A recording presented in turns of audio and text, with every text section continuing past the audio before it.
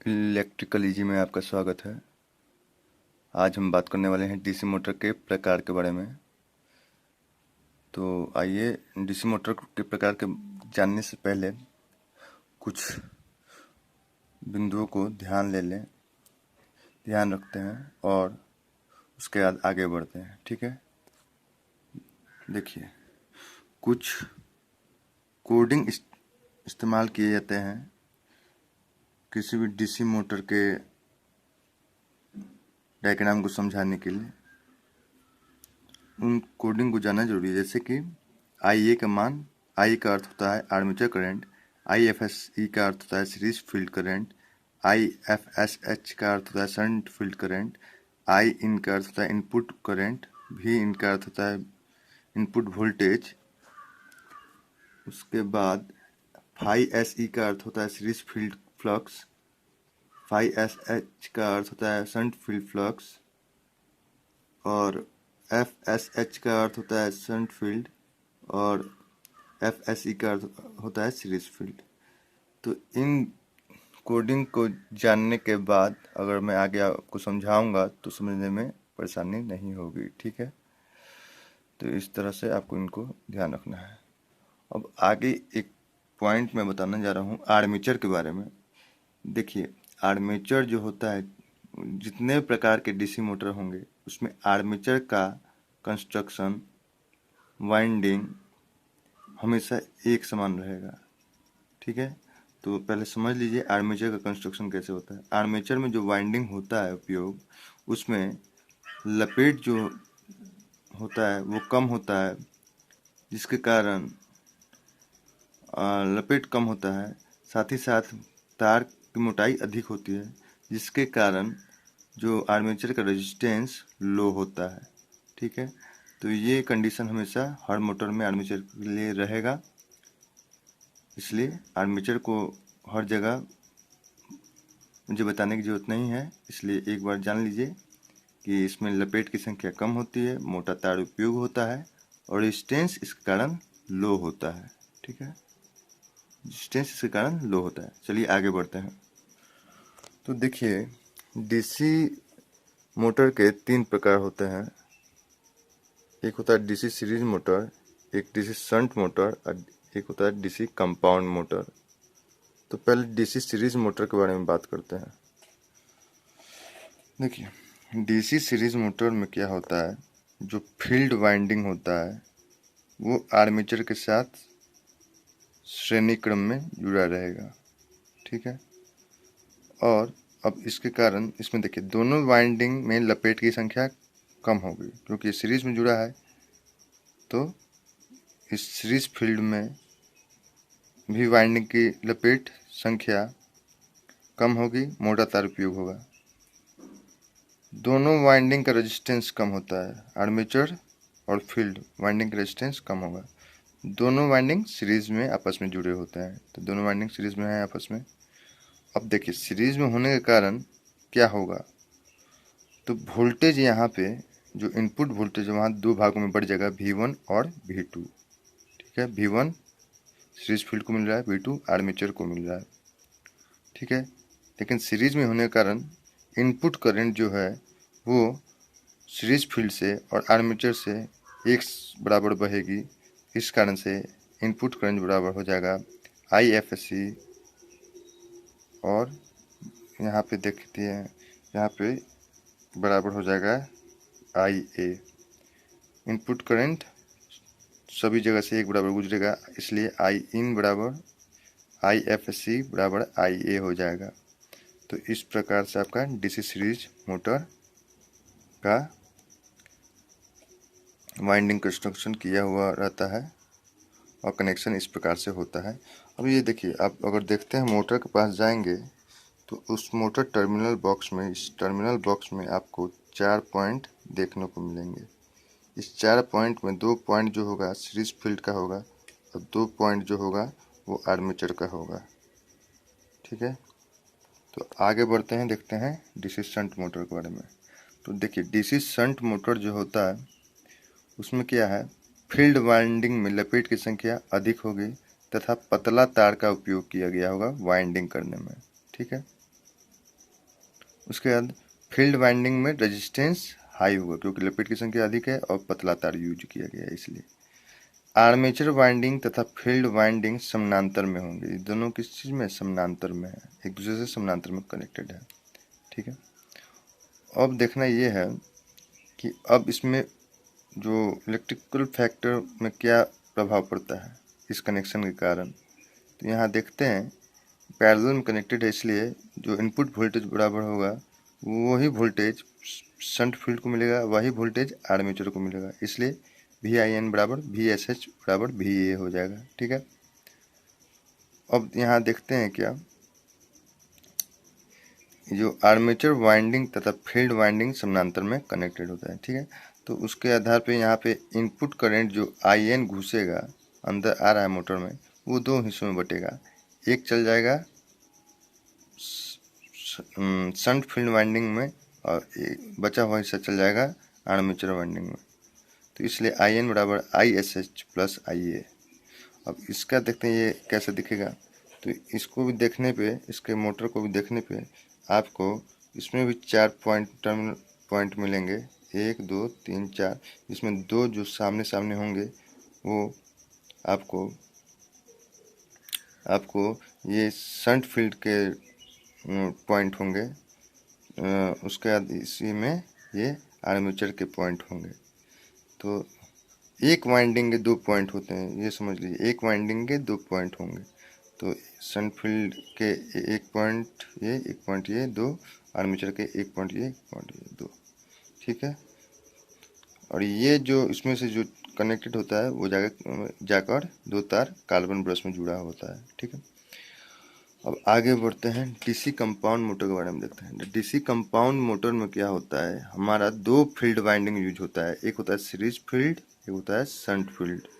देखते हैं जैसे कि यहाँ एक सीरीज फील्ड है, एक शंट फील्ड है और अपना आर्मेचर जो होता है वो होता है। अब यहाँ पे सीरीज फील्ड में क्या होगा, रेजिस्टेंस जो होगा सीरीज फील्ड में लो होगा। क्यों होगा? क्योंकि मैंने बता दिया है सीरीज मोटर में फील्ड वाइंडिंग का कंस्ट्रक्शन कैसा होता है, सेम प्रिंसिपल यहाँ पे लागू होता है। फिर ये शंट फील्ड का रेजिस्टेंस हाई होगा। क्यों होगा? क्योंकि ये शंट मोटर के फील्ड वाइंडिंग की तरह होता है, इसलिए ऐसा होगा। ठीक है, और ये दिखेगा कैसे, ये दिखेगा इस प्रकार से। इसमें 6 टर्मिनल दिखेंगे, 1 2 3 4 5 6, जिसमें से 2 होंगे सीरीज फील्ड के, 2 होंगे शंट फील्ड के और 2 होंगे आर्मेचर के। तो इसमें 6 टर्मिनल होगा और ये इस प्रकार से दिखेगा। ठीक है, तो टर्मिनल बॉक्स देख के आप पहचान लेंगे सबसे सिंपल में कि ये कंपाउंड मोटर है। और कंपाउंड मोटर के बहुत से प्रकार होते हैं, आगे के वीडियो में हम उसके कंपाउंड मोटर के प्रकार के बारे में देखेंगे कि उन्हें किस तरह से बांटा गया है। अब हम देखते हैं DC कंपाउंड मोटर के प्रकार के बारे में। तो देखिए DC कंपाउंड मोटर को 2 प्रकार में बांटा गया है। एक तो हो गया सीरीज वाइंडिंग के स्थिति के आधार पर, ठीक है, और दूसरा हो गया सीरीज फील्ड फ्लक्स के व्यवहार के आधार पर। तो पहले हम लोग देखेंगे सीरीज वाइंडिंग के स्थिति के आधार पर। तो देखते हैं यहाँ पे सीरीज वाइंडिंग के स्थिति के आधार पर हम कंपाउंड मोटर को 2 तरह में बांटते हैं। एक होता है शॉर्ट शंट कंपाउंड मोटर, एक होता है लॉन्ग शंट कंपाउंड मोटर। ठीक है, तो ये शॉर्ट शंट कंपाउंड मोटर होता है, उसमें हमको देखना है कि हमारा सीरीज फील्ड है वो किस प्रकार से कनेक्टेड है। तो हम देखते हैं यहाँ पर कि ये सीरीज फील्ड है, वो सीरीज फील्ड जो है आर्मेचर और शंट फील्ड जो कि पैरेलल में आपस में कनेक्टेड है उसके साथ सीरीज में कनेक्टेड है। उसके साथ, किसके साथ? तो आर्मेचर और शंट फील्ड जो कि आपस में पैरेलल में कनेक्टेड हैं उनके साथ सीरीज में ये सीरीज फील्ड कनेक्टेड है। ठीक है, तो अब देखते हैं यहाँ पे किस प्रकार से आपका इनपुट वोल्टेज और इनपुट करंट बढ़ता है या काम करता है। तो देखते हैं पहले वोल्टेज को। तो देखते हैं यहाँ वोल्टेज जो अप्लाई किया गया है वो ये सीरीज फील्ड जो है श्रेणी क्रम में है इस पैरेलल कॉम्बिनेशन के साथ, तो ये V1 और V2 में बढ़ जाएगा। अब ये V1 किसको मिल रहा है? V1 सीरीज फील्ड को मिलेगा। V2 जो मिलेगा, जो V2 है वो मिलेगा किसको? तो ये जो पैरेलल कॉम्बिनेशन है आर्मेचर और शंट फील्ड का, उसको मिलेगा। क्योंकि जो V1 बटने के बाद जो हिस्सा V2 बचा, वो तो यहाँ पे पैरेलल में कनेक्टेड है आर्मेचर और शंट फील्ड, इसलिए दोनों को एक बराबर मिलेगा, इसलिए ये हो गया। अब देखिए इनपुट करंट कैसे होगा। तो यहाँ IN इनपुट हो रहा है, तो इस श्रेणी में है सीरीज फील्ड के, तो वो IN बराबर हो जाएगा IFSC के। उसके बाद यहाँ पे आने के बाद, इस पॉइंट पे आने के बाद करंट दो भाग में बटेगा, एक नीचे जाएगा, एक आर्मेचर पास जाएगा, तो हो जाएगा IFSH प्लस IA। तो इस प्रकार से आपका ये रिलेशनशिप बन जाता है इनपुट करंट में और इनपुट वोल्टेज में। तो आगे बढ़ते हैं, देखते हैं लॉन्ग कंपाउंड मोटर के बारे में। तो लॉन्ग कंपाउंड मोटर के बारे में देखते हैं, तो हम देखते हैं यहाँ पे क्या लॉन्ग शंट कंपाउंड मोटर में देखते हैं कि हमारा पहले सीरीज फील्ड था, ये शंट फील्ड वाइंडिंग के जस्ट पहले था, ठीक है। और इस पैरेलल ग्रुप के साथ सीरीज में जुड़ा हुआ था, आर्मेचर और शंट फील्ड के पैरेलल कॉम्बिनेशन के साथ सीरीज में जुड़ा था। लेकिन अब यहाँ देखना क्या है कि ये सीरीज फील्ड केवल आर्मेचर के साथ श्रेणी क्रम में जुड़ा हुआ है, ठीक है, और शंट फील्ड के जस्ट बाद जुड़ा हुआ है। तो अब यही अंतर आ जाता है। स्थिति क्या था पहले, अलग अलग हो गया। पहले सीरीज फील्ड की स्थिति अलग थी, अभी अलग है। तो अब इसके हिसाब से आपका क्या इक्वेशन बन जाता है। अब देखिए इनपुट वोल्टेज में क्या प्रभाव पड़ेगा। इनपुट वोल्टेज आया, इसके पैरेलल में ये शंट फील्ड है, तो वही वोल्टेज जो इनपुट वोल्टेज वही शंट फील्ड को भी मिलेगा। लेकिन उसके बाद ये श्रेणी क्रम में जुड़ा हुआ है सीरीज फील्ड और आर्मेचर, तो यहाँ क्या होगा, ये इनपुट वोल्टेज बढ़ जाएगा V1 और V2 में। तो V1 किसको मिल रहा है, सीरीज फील्ड को, V2 किसको मिल रहा है, आर्मेचर को। तो इस प्रकार से दो हिस्सों में ये बढ़ जाएगा। उसके बाद करेंट में देखते हैं। करेंट जो इन IN इंटर कर रहा है, घुस रहा है, तो वो अब देखिए ये शंट फील्ड जो है पैरेलल में किसके कनेक्टेड है, सीरीज फील्ड और आर्मेचर जो कि श्रेणी क्रम में उसके साथ शंट फील्ड पैरेलल में कनेक्टेड है। तो यहाँ वोल्टेज किस प्रकार से बटेगा, देखिए यहाँ वोल्टेज जो बटेगा, सॉरी यहाँ पे मैंने वोल्टेज का तो बता दिया है आपको, अब करंट का बता रहा हूँ, सॉरी। यहाँ पे देखते हैं जो इन करंट है, करंट के बारे में बात कर रहा हूँ, इन करंट है वो किस प्रकार से बटेगा। देखिए ये शंट फील्ड पैरेलल में कनेक्टेड है किस कॉम्बिनेशन के, सीरीज में कनेक्टेड हुए आर्मेचर और सीरीज फील्ड के साथ पैरेलल में कनेक्टेड है शंट फील्ड। तो करंट यहाँ बढ़ जाएगा। कैसे बढ़ेगा, देखिए करंट जो है दो हिस्सों में बटेगा, एक जाएगा शंट फील्ड में जिसे IFS कहे हैं, दूसरा जाएगा जो बच गया वो जाएगा इसमें, चाहे उसको IFSE कर ले, मतलब सीरीज फील्ड करंट कहिए, और चाहे आर्मेचर करंट कहिए, क्योंकि श्रेणी में करंट बराबर होते हैं, तो किसी एक का भी नाम ले लीजिए, सही होगा। तो यहाँ पे IFSH प्लस ISE या IA। तो इस प्रकार से आपका ये